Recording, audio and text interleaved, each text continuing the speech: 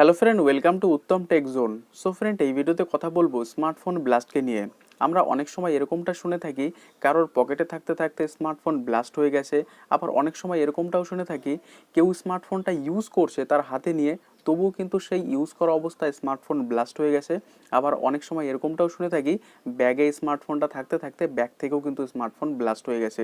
So এই blast কেন হয়, আজকে মূল্যবান সেই নিয়ে 4টি পয়েন্ট আপনাদের সাথে শেয়ার করব। এই 4টি ভুল যদি আপনারা করে থাকেন তাহলে আপনাদের স্মার্টফোনও কিন্তু ব্লাস্ট হতে পারে। সো কি এই 4টে ভুল জানতে হলে আজকের ভিডিওটি শুরু থেকে শেষ পর্যন্ত দেখতে থাকবেন। তো চলুন ফ্রেন্ড, এখন পরপর করে সেই 4টে পয়েন্ট স্টেপ বাই স্টেপ আপনাদের সাথে শেয়ার করি। চলুন শুরু করা যাক। চলিত বছরে বিশ্বজুড়ে একাধিক স্মার্টফোন ব্লাস্টের খবর আমাদের কানে এসেছে। অনেকেই হয়তো খবরগুলি শোনার পর বিশেষ গুরুত্ব দেননি, কিন্তু এই সব ঘটনায় কখনো কোনো ইউজার আহত হয়েছেন, তো কেউ আবার সড়ক দুর্ঘটনার সম্মুখীন হয়েছেন। ফলে স্মার্টফোন ব্লাস্ট হওয়া একটি চিন্তার বিষয় হয়ে দাঁড়িয়েছে। এক্ষেত্রে আপনার মনে একটি প্রশ্ন আসতে পারে যে ম্যানুফ্যাকচারের সময় স্মার্টফোনের কম্পোনেন্টগত কোনো ত্রুটি দেখা দিলেই তো তা তৎক্ষণাৎ মেরামত করে দেওয়া হয়, তা সত্ত্বেও কেন ফোনে আগুন লাগছে? যদিও এর উত্তরটা কিন্তু আমাদের কাছেই আছে। আসলে বেশিরভাগ মোবাইল ইউজাররা ভুলবশত এমন কিছু কাজ করে ফেলেন যার প্রভাব সরাসরি স্মার্টফোনের উপরে গিয়ে পড়ে, আর পরিমাণে ফোনে আগুন ধরার মতো ঘটনা ঘটে থাকে। তাই আজ আমরা এই ভিডিওতে এমন 4টি বিষয় সম্পর্কে জানব যেগুলির জন্য সাধারণত স্মার্টফোনের ব্যাটারিতে আগুন লাগে। এই বিষয়গুলি মাথায় রাখলে স্মার্টফোন ব্লাস্টের ঘটনাকে এড়িয়ে যাওয়ার অনেকটাই সম্ভাবনা থাকে। সো ভিডিওটি শুরু থেকে শেষ পর্যন্ত দেখতে থাকুন। প্রথমত, স্মার্টফোন ব্লাস্ট হওয়ার 4টি মুখ্য কারণ। প্রথমত, ভিন্ন কোম্পানি বা সস্তার চার্জার ব্যবহার করা বন্ধ করুন।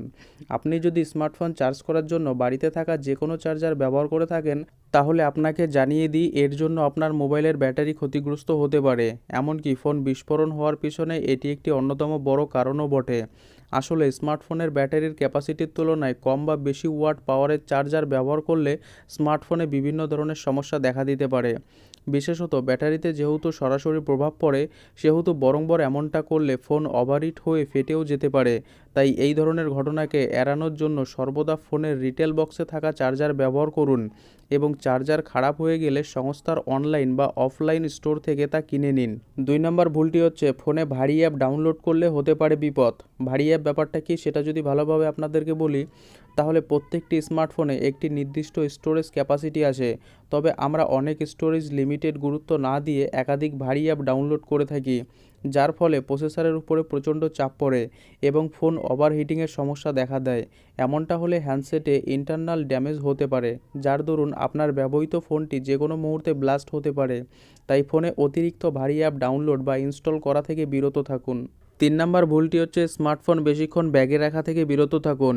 রাস্তায় যাতায়াত করার সময় আমরা অনেকেই নিজেদের স্মার্টফোন ব্যাগে বা অফিসের ব্রিফকেসে রেখে দিই, মূলত ফোনটি যাতে চুরি হয়ে বা হারিয়ে না যায়, কিংবা সরাসরি রোদে লেগে যাতে নষ্ট হয়ে না যায়, এমনটা ভেবেই আমরা এই কাজ করে থাকি। কিন্তু ভালো করার পরিবর্তে আমরা অজান্তেই ফোনের ক্ষতি করছি এমনটা করে। কারণ দীর্ঘক্ষণ ধরে ব্যাগ বন্ধ থাকলে তাতে বায়ু চলাচল ঘটে না এবং ভিতরের তাপমাত্রা বেড়ে যায়। ফলে কোনোভাবে হাওয়া বাতাস না লাগার দরুন সেটি গরম হয়ে গিয়ে ব্লাস্ট হতে পারে। তাই যদি আপনার পকেট বা হাতে মোবাইল রাখেন, তাহলে স্মার্টফোন বিস্ফোরণের কাণ্ড এড়িয়ে যাওয়া যাবে। তাই আপনারা বেশিক্ষণ ব্যাগে অথবা পকেটে ফোনটিকে রাখবেন না। 4 নম্বর পয়েন্টটি হচ্ছে স্মার্টফোন চার্জ করার সময় কিছু বিষয় আপনাদেরকে খেয়াল রাখতে হবে। প্রথমত, স্মার্টফোনের চার্জিং বারের দাগ সামান্য কমতেই আমরা অনেকে সেটিকে চার্জে বসিয়ে দিই, কিন্তু এমনভাবে বারংবার চার্জে বসানোর অর্থ ব্যাটারিতে চাপ সৃষ্টি করা। আর জেনে রাখবেন, ব্যাটারি যদি বেশি চাপে পড়ে তবে কিন্তু ফোনেও তার প্রভাব পড়বে।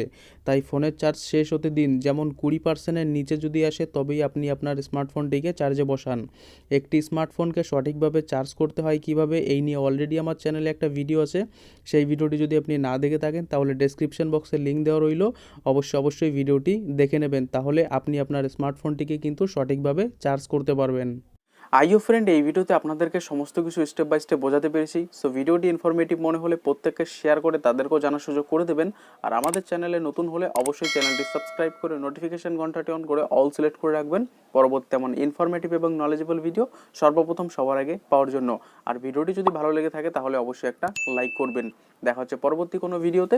ততক্ষণ সুস্থ থাকবেন, সাবধানে থাকবেন। Thank you friend.